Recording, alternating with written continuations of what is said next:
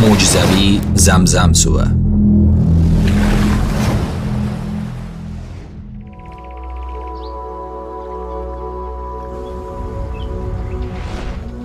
Sog'inchli yuraklar bilan muborak haj ziyoratidan keluvchilarni kutib olish uchun qirg'oq bo'yiga chiqdilar.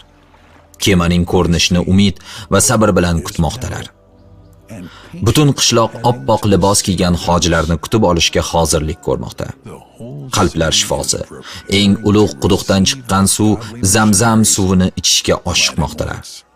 Bu qishloq ahli qadimdan ota-bobolaridan olgan ta'limi asosida Zamzam suvini eng yaxshi ozuqa, barcha dardlarga shifo deb bilish urf bo'lib keladi. Buyuk ilohiy mo'jiza Zamzam suvining tarixi haqida bilasizmi? Bu eng ajoyib hikoyadir. O't-o'lan, o'simliklarsiz vodiydagi taqir cho'l. Hojar onamiz chanqagan farzandlari Ismoil alayhisalomga suv qidirish bilan sarson edilar. U yoqdan bu yoqqa tinmay yugurardilar.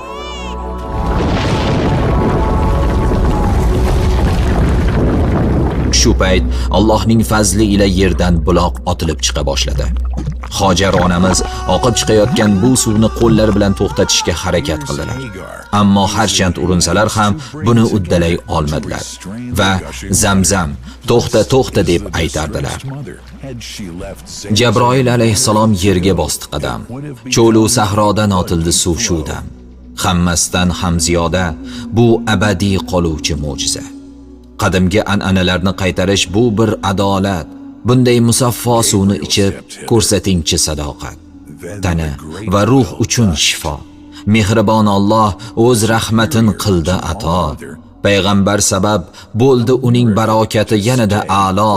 U zotning muborak lablari tekkan, ko'ksilari yuvilgan muborak bir suv.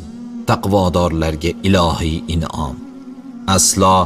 Aslo tugamas bu bitmas bu obi Zamzam. Ochlikni his qildingmi? Bo'l unga mehmon. Ichuvchining qondirar chanqog'in va ochligin shu on. Ochlik ham, tashnalik ham chekmagay hech qachon. Bu g'aroyibot suvdir abadiy, bunchalar ajoyib quduqtirsan, ey Zamzam mo'jizaviy. Ka'bani Zamzam qudug'idan bor yo'g'i 21 metr ajratib turadi. Quduqning og'zi qora toshga parallel ravishda Matof maydoni ostida yotadi. Uning ikkita bulog'i bor. Ulardan toza suv chiqadi. Biri Ka'ba yo'nalishidan, ikkinchisi esa Abu Qubays tog'i yo'nalishidan chiqadi. Bu quduq hamisha toza. Unga hech qachon hasharotlar, zamburug'lar yoki boshqa suv ifloslantiruvchi moddalar tushmaydi. Allohning marhamati bilan Zamzam suvi sekundiga minimal tezlikda 11 litrdan va maksimal tezlikda sekundiga 18,5 litrdan chiqishda davom etmoqda. Eng ajablanarlisi shundaki, bunday serhosil quduq Ka'ba ostida, atigi diametri 31 metr chuqurlikda joylashgan. Muborak suvning sayohati kuniga 24 soat navbat bilan ishlaydigan ikkita ulkan suv nasosdan foydalangan holda quduqdan suv chiqarishdan boshlanadi.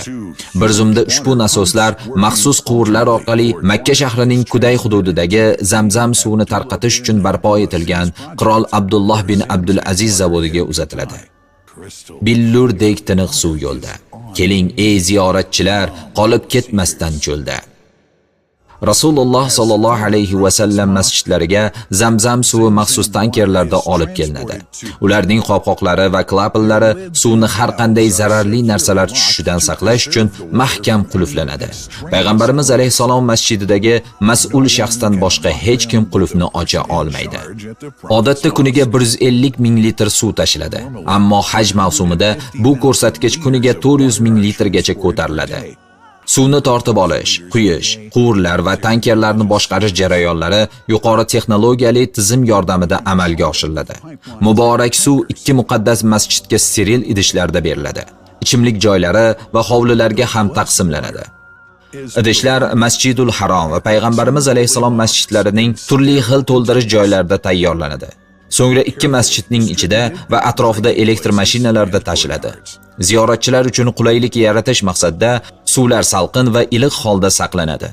Har kim o'z xohishiga qarab ichishi mumkin. Gigiyenik qoidalarga amal qilish maqsadida bir martalik plastik stakanlar taqdim etiladi. Kuniga taxminan 2 millionga yaqin bunday stakanlar ishlatiladi. Idishlarning qopqoqlari harorat o'zgarishi va ifloslanish holatlarini inobatga olib yopib qo'yiladi. Idishlar muntazam ravishda yuviladi va sterilizatsiya qilinadi. Bu ham belgilangan maxsus tartibda amalga oshiriladi. Ruxsat etilgan ichimlik favvoralari Makkadagi Masjidul Harom va Madinadagi Rasululloh sallallohu alayhi va sallam masjidlarining ichida va atrofida taqsimlanadi. Mavsum davrida qo'shimcha suv idishlari qo'yiladi. Hojilarga qulaylik yaratish, olomonni kamaytirish maqsadida suv to'ldirish uchun Masjidul Haromning sharqiy tomoniga Zamzam zaxiralari ajratilgan.